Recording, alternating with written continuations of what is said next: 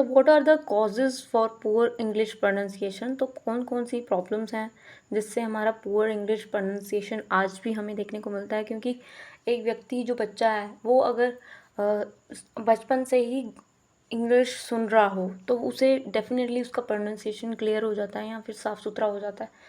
But वो सुनता ही नहीं है, वो वही भाषा सुनेगा जो उसके इर्द गिर्द बोली जाएगी। तो लैक ऑफ गुड मॉडल की वजह से क्या होता है कि बच्चा नहीं सीख पाता है। टीचर ऑफ इंग्लिश, तो कुछ ही टीचर्स होते हैं हमारी कंट्री में जिनका जो प्रोनंसिएशन है वो एग्जैक्टली मिलता है, जो कि स्टैंडर्ड इंग्लिश से मिलता है।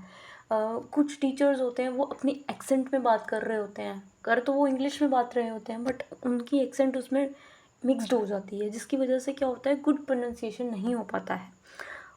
स्टूडेंट्स क्या करते हैं, मोस्टली कॉपी करते हैं टीचरों को। जैसा टीचर यूज़ करता है शब्द वैसा ही वो उसको प्रोनंस करता है, इस तरह से वो गलत प्रोनंसिएशन वो सीख लेता है। उसकी वजह से सेकंड इसमें आता है रीजनल इन्फ्लुएंस होता है। भाई जितना हम रीजनल लैंग्वेज को यूज़ करते हैं ना अपनी daily day to day life में, तो इतना हम इंग्लिश को यूज़ नहीं करते। इंग्लिश हमारे लिए एक सिर्फ पढ़ने का ज़रिया है, या फिर हमने एग्ज़ाम में पास होना होता है इसीलिए हम इंग्लिश पढ़ते हैं, या फिर हमें जॉब चाहिए होती है तो हम इंग्लिश को पढ़ते हैं। हालांकि हम जो स्पोकन की बात करें तो स्पोकन हम इतना नहीं बोल पाते हैं। इंडिया में डिफरेंट डिफरेंट पार्ट्स में इंग्लिश बोली जाती है बट अपने फ्लेवर में बोली जाती है, अपना रीजनल फ्लेवर उसमें जोड़ दिया जाता है, ठीक है ना। This it sounds more like Punjabi, Bengali, Gujarati, Tamil then English. English कम और उसमें ज़्यादा एक्सेंट हमने ज़्यादा मिला दिया होता है ना। इस तरह से the native sound spoil English pronunciation. जो भी रीजनल लैंग्वेज होती है वो सारा का सारा धजिया उड़ा देती है, जिस तरह से everyday, every day, every year. तो मतलब एक तरीके का सेम को शेम कह देंगे, या बिहारी होते हैं ना, तो आप शोइंग को सोइंग सोइंग कह देंगे। तो इस तरह से मिसप्रोनंस हो जाता है हमारी रीजनल इन्फ्लुएंस की वजह से। जो हमारी रीजनल इन्फ्लुएंस ऑफ लैंग्वेज है, जो डायलेक्ट हम यूज़ कर रहे हैं, वो ओवर द इंग्लिश के ऊपर वो ऐसे राज करना शुरू कर देती है। इस तरीके से हमारा प्रोनंसिएशन बहुत ही पोअर हो जाता है। Lack of proper time and attention. हम क्या करते हैं कि जितना हम अटेंटिवली किसी हिंदी व्यक्ति बोलने वाले को सुन लेते हैं, उतना हम इंग्लिश बोलने वाले को इतना ज़्यादा हम उसमें क्यूरियस नहीं होते हैं या फिर उसमें अटेंशन नहीं देते। पुअर, यही एक कारण हो सकता है कि इंडिया में जो स्टूडेंट हैं उनका प्रोनंसिएशन इसीलिए वो नहीं कर पाते क्योंकि उनका जितना वो रिसीव सुन नहीं पाते, अटेंशन नहीं है, उनका स्पैन ऑफ अटेंशन नहीं है, जिसकी वजह से टाइम और अटेंटिव होकर वो सुनते नहीं है, जिसकी वजह से उनकी लैंग्वेज जो होती है वो प्रॉब्लम क्रिएट करती है। Nature of English sound. अब देखो, जो साउंड है वो अलग है और वर्ड्स अलग लिखे जाते हैं। तो इंग्लिश प्रोनंसिएशन जो है वो उसकी जो साउंड है वो अलग क्रिएट होती है। मतलब साउंड अगर बात करेंगे तो वो बिल्कुल डिफरेंट है, बोली वो अलग जाएगी, और मतलब एक तरीके का अगर हम देखें वेरी डिफरेंट होती है इंडियन लैंग्वेजेस से। तो अगर student do not notice this difference, हमारे जो स्टूडेंट्स होते हैं वो इसमें डिफरेंस ही नहीं कर पाते, और टीचर ने बताया ही नहीं होता उनको कि ऐसा ऐसा होता है। भाई ऐसा फोनेटिक्स होते हैं, फोनीम्स उसने खुद पढ़े नहीं होते हैं, तो वो कैसे बच्चे को ये डिफरेंस बता पाएगी। तो ये बहुत ज़्यादा इम्पॉर्टेंट हो जाता है कि डिफरेंस करना आना चाहिए प्रोनंसिएशन में और लिखने में, ठीक है। तो इसकी वजह से जैसे कि साउंड है इंग्लिश की वी, ठीक है, तो V quite different from the sound of W, ठीक है। विंड, हम बोलते हैं ना विंड, तो है तो मतलब इसका साउंड ऐसे वी आया है। तो इस तरह से जैसा हम प्रोनाउंस करते हैं वैसा ही हम लिख देते हैं। तो इस तरह से हमारी जो है साउंड में प्रॉब्लम आ जाती है।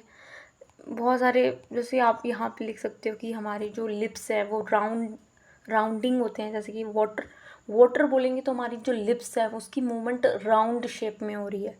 तो ये भी एक एक टीचर को पढ़ाया जा रहा है कि आप इस तरह से फोनीम्स को जानो, प्रोनाउंस करना जानो, क्योंकि ये चीज़ें हमें नहीं पता होती हैं तो इसलिए पुअर हो जाता है हमारा, ठीक है। Hence they miss some and while pronouncing something, ठीक है।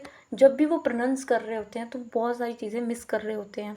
जैसे बर्थडे को प्रोनाउंस कर देंगे बर्थडे, है ना। गवर्नमेंट को बोलेंगे गवर्नमेंट, गवर्नमेंट। और एक तरीके का डिफ्रेंशिएट नहीं कर पाते वॉवल साउंड में, या फिर वॉवल साउंड क्या होते हैं, ठीक है ना। Bad, bed, sad, sad.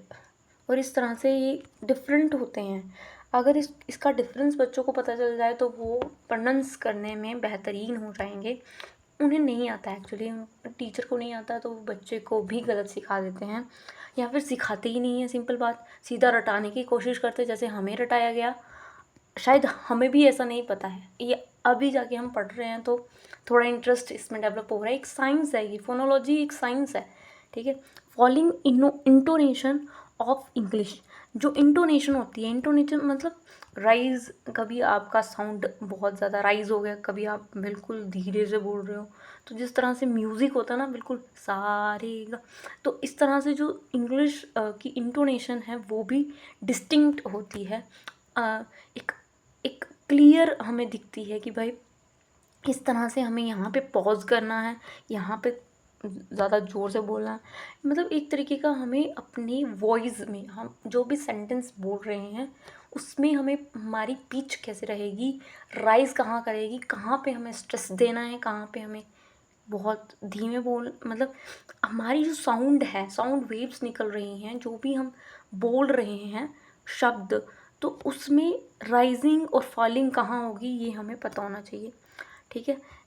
Indian languages do not have this distinct, ठीक है। इंडियन लैंग्वेज में ऐसा कुछ नहीं है, वो अपने ही एक्सेंट में बात कर रहे होते हैं। तो how to improve English pronunciation, कैसे इम्प्रूव की जा सकती है, तो भाई 10 और 12 एज की उम्र में बच्चे को सिखाना शुरू करना चाहिए। स्टार्ट लर्निंग इंग्लिश, जब वो 6 क्लास से आता है ना, वो प्रॉपरली इंग्लिश पढ़ना शुरू करता है, उसकी ग्रामर, फिर उसकी लिटरेचर अच्छे से।